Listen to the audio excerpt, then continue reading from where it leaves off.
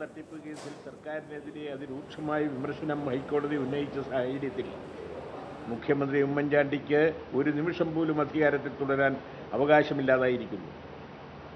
ഇന്നു തന്നെ ഉമ്മൻചാണ്ടി മുഖ്യമന്ത്രി സ്ഥാനം രാജിവെച്ച് ജുഡീഷ്യൽ അന്വേഷണം പ്രഖ്യാപിക്കണം. കഴിഞ്ഞ 1.5 മാസത്തോളമായി പ്രതിപക്ഷം നിയമസഭയ്ക്കകത്തും പുറത്തും ഉന്നയിച്ചു വരുന്ന ആരോപണങ്ങൾ തന്നെയാണ് ഇന്ന് ബഹുമാനപ്പെട്ട ഹൈക്കോടതി ഉന്നയിച്ചിരിക്കുന്നത്. സോളാർ തട്ടിപ്പ് കേസിൽ മുഖ്യമന്ത്രി ഉമ്മൻചാണ്ടിക്കും പങ്കുണ്ടെന്നും ഇത് സംബന്ധിച്ച് വ്യക്തമായ വിവരങ്ങൾ പുറത്തുവരണമെങ്കിൽ മുഖ്യമന്ത്രിയടക്കം ചോദ്യം ചെയ്യാൻ കഴിയുന്ന ജുഡീഷ്യൽ അന്വേഷണം വേണമെന്നുമാണ് പ്രതിപക്ഷം ആവശ്യപ്പെട്ടുകൊണ്ടിരിക്കുന്നത്. പോലീസ് അന്വേഷണത്തിൽ തെളിവുകൾ നശിപ്പിക്കുക മാത്രമാണ് സർക്കാർ ചെയ്യുന്നതെന്നും പ്രതിപക്ഷം ആരോപിച്ചിരുന്നു. ഇപ്പോഴിതാ അതേ ആരോപണവും സംശയവുമാണ് ഹൈക്കോടതി ഉന്നയിച്ചിട്ടുള്ളത്.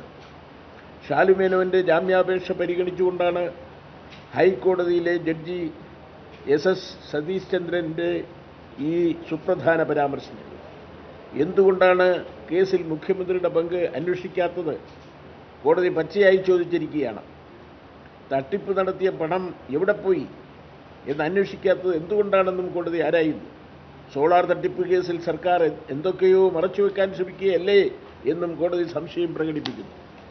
ബന്ധപ്പെട്ട് പ്രതിപക്ഷം വസ്തുതകൾ നിരത്തി സത്യസന്ധമായി ഉന്നയിച്ച അതേ ആരോപണങ്ങളാണ് കോടതിയും ഉന്നയിച്ചിരിക്കുന്നത്.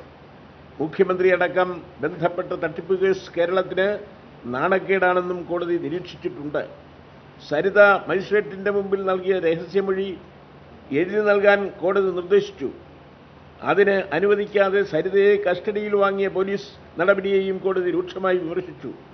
ബാംഗ്ലൂർ വ്യവസായിയായ MK കുരുവിളയുടെ പരാതിയിൽ മുഖ്യമന്ത്രിയുടെ പങ്ക് അന്വേഷിക്കണമെന്ന ആവശ്യം എന്തുകൊണ്ട് പോലീസ് പരിഗണിച്ചില്ല എന്നും കോടതി ആരാഞ്ഞു.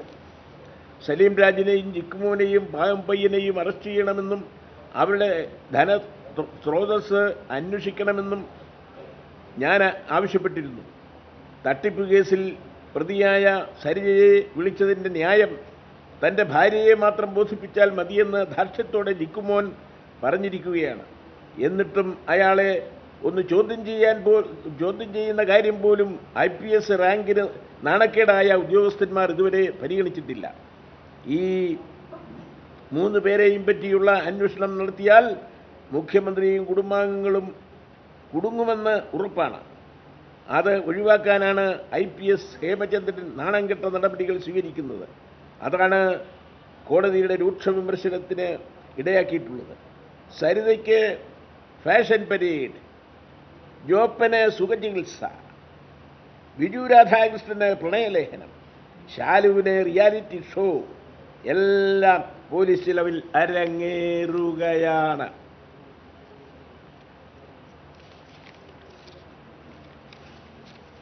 കേരളത്തിലെ ഒരു സർക്കാരിനും ഒരു മുഖ്യമന്ത്രിക്കും നേരിടേണ്ടി വന്നിട്ടില്ലാത്ത കനത്ത പ്രഹരമാണ് ഈ നിരീക്ഷണത്തിലൂടെ ഹൈക്കോടതി സർക്കാരിനെ ഏൽപ്പിച്ചിരിക്കുന്നത്.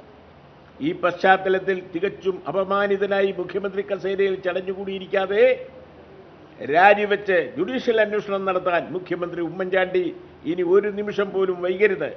അങ്ങനെ കേരളത്തെ ഈ നാണക്കേടിൻ്റെ പിഴക്കുണ്ടിൽ നിന്ന് രക്ഷപ്പെടുത്താൻ ഉമ്മൻചാണ്ടി അവസരമൊരുക്കണം. അതങ്ങനെ അതിനേക്കാൾ പ്രധാനം സർവ്വവാദ്യവും ചെണ്ടയ്ക്ക് താഴെ എന്ന് പറയുന്ന പോലെ ഈ അടൂർ പ്രകാശിൻ്റെയും കച്ചിരിപ്പിച്ചിരി ആളുകളുടെയും എല്ലാം തന്നെ മുകളിലുള്ള ഒരുത്തനുണ്ടല്ലോ, ആര്?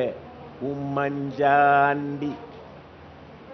അയാളുടെ പ്രശ്നങ്ങളാണ് ഇവിടെ മുന്തി നിൽക്കുന്നത്. അതിനുശേഷം മറ്റാളുകളെല്ലാം തന്നെ പ്രകാശന്മാരെല്ലാം തന്നെ പ്രകാശമൊക്കെ എവിടെ എത്തുമെന്നുള്ളത് പിന്നെ കാണാം.